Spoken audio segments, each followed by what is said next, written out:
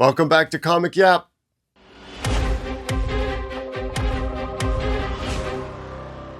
What's a chapter 0? You'll see these occasionally. They're when the production team creates a bundle to try to sell, to promote their story before it has ever been made. They're trying to look for investors.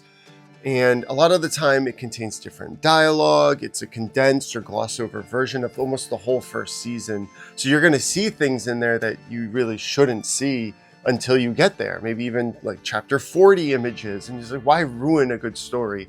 So I usually suggest you don't read it. But not all chapter zeros are the same. Welcome to Martial Wild West, or Wild West Murim. Now, this story, it takes a spaghetti western in a martial arts story and just mashes them up together. This is one of the one times a chapter 0 was done right. It's a prologue, a short glimpse into what the story will be while maintaining the essence of the full story and not giving away or revealing too much about what's going to go on. One thing that webcomics can do that print media can't are these long, sprawling images where you could just scroll and scroll and scroll and scroll. Feels like forever. And it's just one solitary image. And the medium gives the production team the flexibility they need to convey these larger, grandiose scenes that would otherwise need to be curtailed to fit into a paper medium. We meet the main character and we hear his thoughts, but we aren't actually introduced to him. Rather, this prologue is perfect at sticking to its job of establishing setting and the overall theme of the story. I also love the Western trope of riding into the sunset. I wonder if that's how the ending will be too. Look at this setting. So much detailed work went into this. You'll recognize Western structures like old saloons and Euro-style windows. But underneath all of that, there's a flair of Asiatic-inspired ornations that give it this distinct character and uniqueness. These are just the first few images, and I can already feel this world coming to life. And there's this overall yellow filter over everything that just really makes you feel like you're in the desert, you're in the Wild West. There is so much to unpack from the first chapter. I read it 3 times trying to decide, what angle should I come at it from. I felt like just showing you every single panel and being like, this is how a good story gets off its feet. But to tell you the truth, that's not what we do here. So let's break down exactly why I feel like that and let's have some fun with it. Let's start with the opening setting.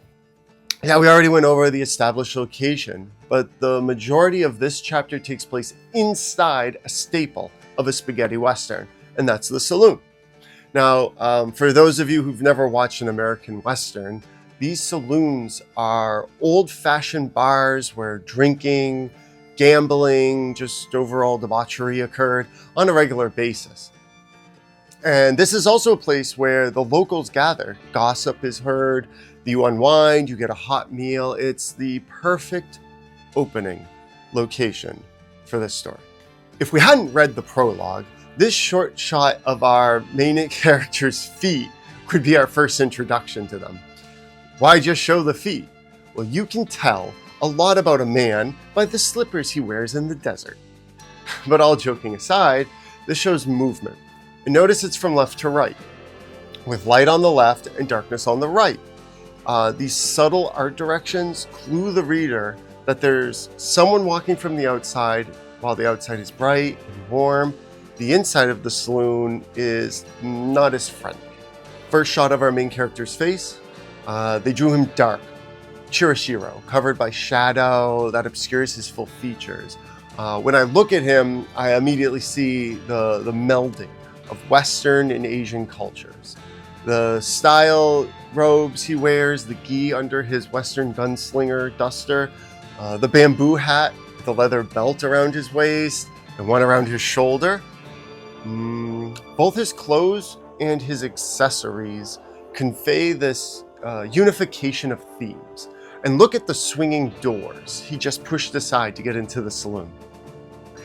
These doors are the gateway to getting into any saloon and have been depicted numerous times. They've been in every Western I've ever seen. But look at the subtle detail of the Asian flair on the door. Small, wood-shaped symbol you wouldn't find on a single American Western saloon. It is such a perfect panel. China cabinets with fine china on them, vases and rice wine being served instead of whiskey. Not to mention, no saloon in the Wild West would have the thought to decorate the inside of their saloon with anything valuable, especially not line the tables with these decorative cloths. They know it's all going to get ruined. Nothing good happens in a saloon. Fights always break out. While on this panel, we should talk about the dialogue here.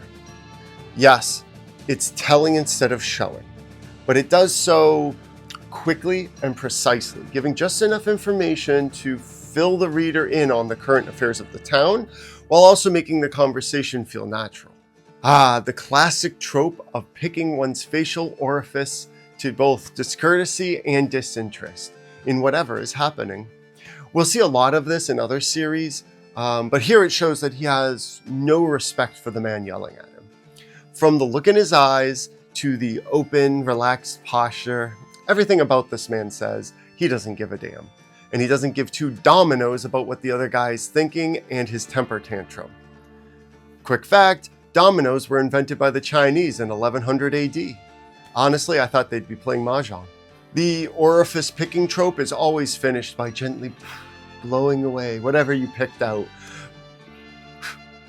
But I've never had it done to me, and the look on this other guy's face, it says to me it's probably an unpleasant feeling. There were some lead-up panels that I'm going to let you enjoy, but this panel is so powerful. Let's start with the dialogue. It's short, it's sweet, 3 simple words. Finally found you. There's so many more questions that pop into my mind when I read that. Why was he searching for him? How long was he searching for him to say the word finally? Why is he smiling with laser focus while grabbing the man's shoulder as he says it? Finally, our main character has a name. Zhang Gong. It's taken this long for us to hear it, and I'm perfectly fine with that. We didn't need to know it. In fact, we could have called him the Wanderer or something for 50 chapters until someone from his past showed up, and then, I don't care. It would have worked that way too. That's just how good this story structure is and how well designed Zhang's role is. Look at the sweat and the agape mouth full of terror, a complete turnaround of emotion from dealing with the man that he was actively ripping off. Because it's a martial arts story, the action has to be good. And up till now, all we've done is yap. Grabbing him and slamming his face into the table with a stern look, yet calm air about him shows his complete dominance over this man. Is our main character a gangster, a bad person, on the demonic path? No, but look at that snarl and the death stare that could pierce blackout curtains. Also, this story is heavy with the swears. You've probably noticed I blurred them out. This is a family-friendly show despite the violence, gore, death, adult scenes, and nudity. Now, it wouldn't be a murim story without the mention of danten, ki, and martial arts. This is a great ending to chapter 1. That's right, we haven't even made it past the first chapter yet because of how much there was to unpack. The look in Zhang's face after he received his compensation, the violence, the threatening, the cursing, it's as if all of it didn't matter. Just a normal day in the martial Wild West. The only thing he cares about now is that he ordered food. And the look on his face says, why are you all just standing here gawking? I ordered food I should be eating now. This doesn't concern you. Do your job. Unlike other stories, when we've gone over the first chapter, it does its hardest to convey exactly who the main character is and nearly everything about them. This story only wants you to see what's on the surface and leave the deeper thoughts and the meaning for the discovery later in the story. We're going to slowly unpack everything. Who's Zhang Yang? What are his martial arts like for him to be so brazenly confident? Why does he have a sword on his back? Well, I haven't seen him pull it out yet. Oh, I can't wait for that. Oh, it's gonna be so good. What's his purpose in the world? Is he a wanderer or something more? Why is he so bad at gambling? No, well, who knows? Maybe it's a good question to ask. Where's he heading? Was finding this scam artist his only goal? Did we just finish the story? One chapter, done? No, the dialogue here is just so-so. For everything that the first chapter did right, this small banter between our main character and the man he just robbed, shook down, leaves me thinking that this could have been better left as a dialogue about something we couldn't see, something we couldn't be shown. This doesn't serve a good purpose. The fact that he can pull out his sword and wow people, we're going to get to know that. I'd rather see it happen and be wowed than to hear this guy yap about a past occurrence that we don't even cut away to. Oh, when I pull out my sword, just you wait. And you're like, okay, good, just do it, I'm bored. Wow, it took a long time to get to this entrance panel. We had to go through so much dialogue that either didn't matter or could have been expressed during the upcoming fight scene. All the panels between this one were just to show how nonchalant Zhang is about the situation and how confident in his martial arts he is. I really think this whole chapter has fallen flat up until this very moment. This whole chapter was just to get to this one point, and it was worth it, maybe. Love the look in his eyes though. And this dialogue, it'll make anyone squirm. All right, I admit it. I was overly harsh about the beginning of this chapter, but in reality, it does do a complete turnaround at the end. And this is why I do 20 chapters. Look at this face, the power of that kick.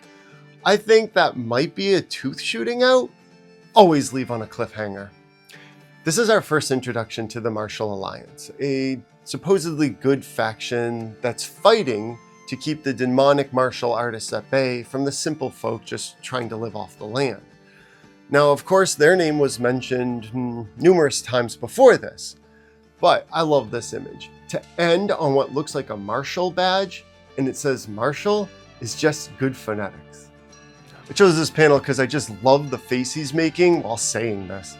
A running theme of this story is the quality of one's martial arts. In the prologue, it was quick, but it covered the fact that the Emperor only became such because he found an amazing martial art. So martial arts are something to be coveted and hoarded, with those in power wanting the best for only themselves. So where did Zhang learn martial arts?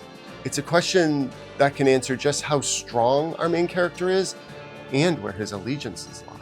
Surprise! It's a Truck-kun story, an isekai at its finest. So where did our MC learn his special martial arts? What makes them so special? He read them in martial arts comics, just like this one. Haha, Truck-kun loves creating main characters. This panel shows that he's someone who cares for others, willing to sacrifice it all to save the life of an innocent. This sentiment is so powerful and unique. We didn't meet our main character as he dies. We met him years and years into his journey. And it's not just that he's been here for so long, it's that he hates it. And he knows from all the other stories he's read that he could have ended up in any of them, but no. Instead, he's in this Western murim mashup, and he finds it so strange. This is such a refreshing take on the genre. This is the first time we've seen him draw his sword. What does he do this? A smooth sword path showing clean lines and little resistance. Here's one of those extra long panels. It just keeps going as he slaughters the bandits.